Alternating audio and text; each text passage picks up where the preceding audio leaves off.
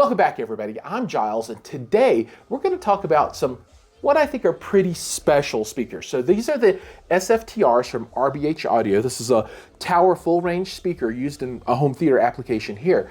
And well, this job was a little bit too big for me, so I had to call in the troops. So everybody remember Mike? What's going on, everybody? Happy to be here. Thanks for inviting me, John. Yeah, absolutely. So we're going to take a look at these things and tell you all about them right after the break.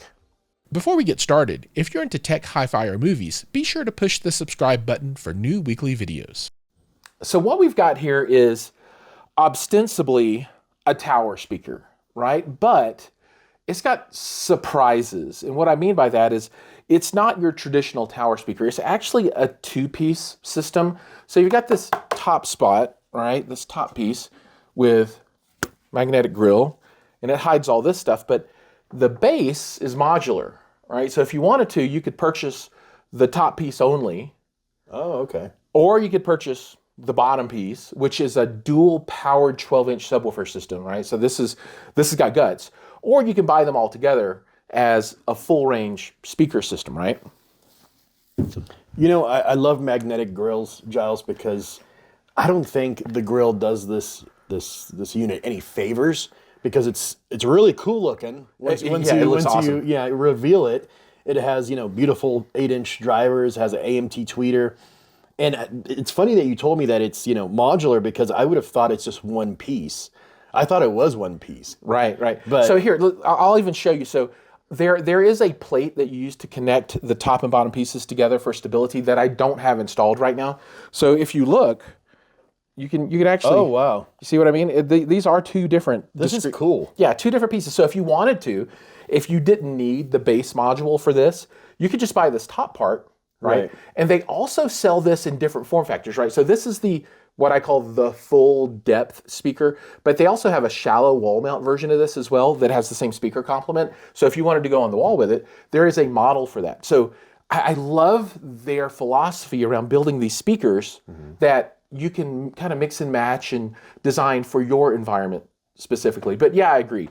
The grill, while being, it's nice and solid, right? It's a good piece. No, it's a great looking magnetic grill. I just think it doesn't do it any favors. Yeah, it's not super pretty. It looks super nice without the grill. But then again, I say that about every speaker I review. I love, that's why I love magnetic grills, because they're so easy to take off. That's right, and they give you this flat, smooth surface, right? So absolutely, there's no grommets or anything. Nothing. And let's talk a little bit about the physical design of the speaker before we get into the sound. So what we've got here are dual 8-inch aluminum cone drivers, and this is a 4.7-inch AMT tweeter, right? And this really is the magic, because this thing sounds awesome. We listened to a bunch of demos, and we'll talk about that in a minute, but it sounded really good. And then down at the bottom, you've got dual 12s, and all of this stuff is sealed, right? So there are no ports on the back of this. Subwoofers are sealed, so you can push it up closer to the wall if you want to. Obviously, the more space you give it, the better, but you don't have to worry so much about that. Now, in addition to the left and right that we're testing in the system, we also have the center channel version of the top piece that we have over in the center there. And the difference is that the AMT is 90 degrees twisted, right? So that you have the same dispersion pattern on your tweeters with these two that are in a vertical position and in the horizontal position for the center channel. Now, one thing I also want to talk about is the aesthetic and the finish, right? So, I wouldn't say that this is the most stunning. I like matte black. Yeah. I think matte black is perfectly fine, as much as I love gloss. Sure. In a theater application, particularly, right? I think in a theater application, it would be better for matte black, because you don't want those, those distractions or possibly, any reflections from the gloss finish. They are pretty. It's pretty rudimentary. It's nothing crazy. It's not fancy, right? It's very subdued or understated. Maybe is the right way to say it. I think it's meant to be that way, though. Yeah. Because really, in a theater application, you don't want fancy glamour, unless you're really going for that kind of look. Sure. I think in a theater, you're really focused on the picture quality of the screen and obviously sound should be just there. Right. Right. So yeah, I think they did a good job doing that. For sure. Yeah, and the finish is solid. It feels good. It's very smooth. The construction. Yeah, dude, it's solid. It is super solid. I don't know if you guys can hear that in the. I'll put the thing here. Yeah. It's not hollow whatsoever. Hold on. You got to do the thing. Oh my gosh. You're just letting me do this because you're not keeping them. Yeah. Yeah, if it was mine, you'd never touch it. Oh no. Not allowed to touch any kind of... One thing, and I'll mention this, yeah, the cones. I'll mention this at the end too, is I would keep these. Right? I would encourage you to keep these. I would keep these. Now, to finish up the physical piece of this, I want to talk a little bit more about the base module. So, as I said, this is dual 12 sealed with grills on each side that I don't know how to take off. And I've been too scared to try and pry them off just because I don't want to break them. They come off, and I've seen photographs of them off, but I'm just not doing it. They need like a little. You need a puller. A little puller tab. Yeah, you need some kind of puller tab. And then if they are meant to come off, I don't know. Yeah. And then on the back you've got the amplifier, which they source from Speaker Power, which is an excellent manufacturer of amplification, and they have a lot of different DSP capabilities inside of that amp that they can help you with if you want to, right? So you can't just use this straight out of the box and not ever change that, or you can go in and do a ton of tweaking. And I am not getting into the tweaking piece of this specifically in this video because the performance out of this has been absolutely stellar. My point being, though, is that the amplification that's included in this unit is top-notch. It's really, really good. Let's talk a little bit about use cases for the speakers. Now, obviously, this is in a home theater application here, right? And so we've got the left, the right, and then the center channel here in the horizontal position. But you don't have to use these as home theater. You can use these as 2-channel, right? And when you use them as 2-channel, I think there are a number of considerations that you need to make because they're not going to plug in like your typical 2-channel speaker because these are discrete modules, meaning that you're going to have some kind of input for the top and you're going to have some kind of input for the bottom.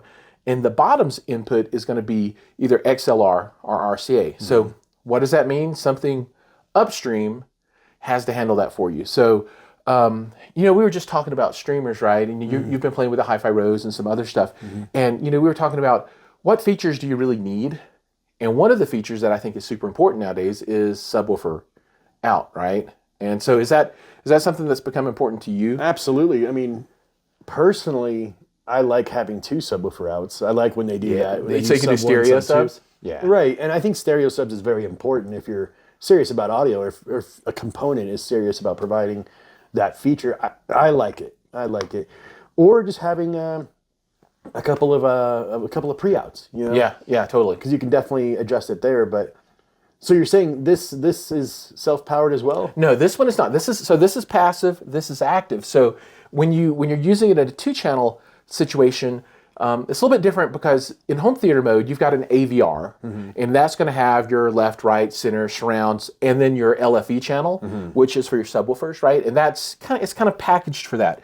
In a 2-channel scenario, a lot of times all you get is a left and right out, mm-hmm. and then you got to figure out what to do with it. If you're doing a passive full range speaker, then you just go left out to amplifier into the speaker. Right. But here you've got to have the sub split in some way. So you need a subwoofer out mm-hmm. that you can plug into this, and then the output from your preamp device would then go to your amplifier, and then your left channel would go here and the right channel would go to the other side. So you just need to consider that. Now, one thing I will say, on the website, it's claimed down to 20 hertz flat. And listening to it, which is nice. Yeah, well, in listening to it, my ears say it's going super low, right? Yeah, absolutely. So you get that full range of sound, which I find to be really nice. Honestly, if you're in like a apartment or somewhere, a condo or something like that, honestly, 1, 2, 3 center channel and the 2, or even possibly the 2, because they image really well, could be your solution. You don't necessarily. The only thing that you would have to add to this would be a couple of surrounds, so you can do the 5.1 system if you wanted to. But otherwise, you're absolutely right. This is a full bass system for home theater, and it doesn't take up that much space. No, it's that's small. one thing people love. This thing's very. I don't know if you can tell on the camera, but this thing's very narrow. We're talking like maybe not even a foot and a half, or not even a foot. We're talking 9-10 inches wide. When most subwoofers are they're massive, they're massive. So for 212s, 8 or 9 inches wide, that's insane. It's really insane. Another point for 2-channel is that this actually is a true full range speaker, right? So you can go buy a tower speaker and it's only going to make it down to 30 hertz or 35 hertz or something. Yeah. This system goes all the way down. I mean, this will get you all the way to subsonic inside of these components, which for a 2-channel system is the holy grail for me. So when I listen to this in 2-channel mode, I don't need extra subwoofers. And I've never said that about another tower speaker. Now the SVS Ultra Evolutions, the one with the 4/8s, those are pretty darn close to being full range. DefTech kind of went there. This reminds me of DefTech. Yeah, it's the same. It's literally powered subwoofers inside of the stack, so it gives you that full range sound. So again, if you want to use this for 2-channel, highly recommended because it sounds great and it truly is full range. You don't need to add subs to it because they're there. There it is. Yeah. All right. So the sound. All right. So derailed. And to get started with the sound, let's talk a little bit about the signal change so you know what we were listening to come to our conclusion. So the system on the back end, I've got a Trinov Altitude 16 as the processor, which feeds into a Trinov Amplitude 16 for amplification. The source device was a Kaleidoscape Strato S, so the older version before the new Strato V and all of the SSD stuff. So it's the older version, but you know the output and quality is still the same between that and the newer stuff. So that is what is kind of powering the system. I mean, let's be honest. I mean, that can make anything sound good. I will say that the Trinov system is the best I've ever used. The second best, and it's kind of a close contest, is Storm. So both of those, I think most people will be like, I can't tell the difference. Very strong, but for most people, that's end game. Well, it's end game for me. Either one of them is end game. But in the system today, the Trinov is what's doing everything. And I did use Trinov to tune the system. Right. Okay. So we were not listening to them raw, I guess you would say. That I did run the Trinov optimizer. We're talking. This is probably best case scenario for almost any speaker, I think. Yeah, from electronics point of view, absolutely. My room, so. I mean, well treated, I think. It's treated enough. You could have a better room. So I think you could get a little more out of the speakers, right? Than what we're getting here, but not. Not like 10% more. You just they could be a little bit better. So what we hear is close to maybe top of the line, but I do think they could even be optimized a little bit more. And we listened to 3 different movies. Mm-hmm. So we listened to Ready Player One for a while. Mm-hmm. We listened to Blade Runner 2049, and then A Star Is Born. And we listened. So those are a very standard kind of the tracks. Usual suspects. So let's talk through those a little bit. And give people the thoughts. And I want to start with A Star Is Born because that gave us the most like natural vocal. Tell me something good. Are you happy?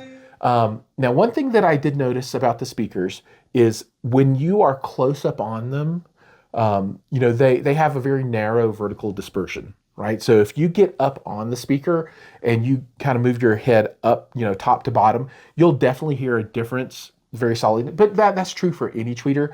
But what you want is to be back just a little bit so that the dispersion coming off of those AMTs, by the time it gets to your seating, is covering your head area. Right. In the room, it works fine. Yeah, we're what, 6? We're about 6 feet away from them. I would call it more like 9 feet away. From them right there, but they're not like terribly far away. No. So, and they still image really well. The sound stage was there. It was really, really impressive. Yeah, it worked for the vocals, both the male and female. Mm-hmm. Sounded very natural. The mids are just smooth. They're really good. And that AMT, for me, AMTs are hit or miss. This is a hit because the highs were just nice and sparkly. They didn't have that it didn't go over the edge. Right. It didn't become harsh. That really that makes them harsh. I think this was a win. So that's where I want to segue into Ready Player One. Mm-hmm.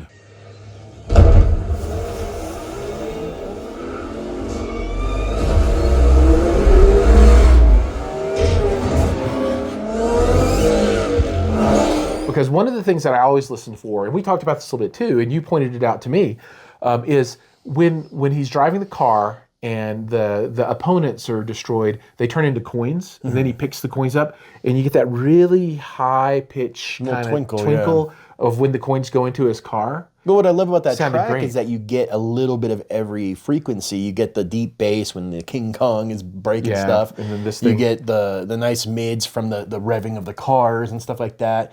And then you get that, like you said, that twinkle out of the top end. So it's a good, I don't know if you guys have ever tried that track, Ready Player One. It's one of the first scenes. Probably one of the best scenes if you are in a hurry and you want to just test out some speakers. And everybody has it. And everybody has it. Yeah, you can go to anyone's home and you want something that you've heard before, everybody's got Ready Player One. So it's a really good demo scene. Absolutely. Just because everybody's heard it a million times and it's easy to do that comparison. All right, and then the last one that we watched was Blade Runner 2049, just the opening of the movie with the eyeball scene.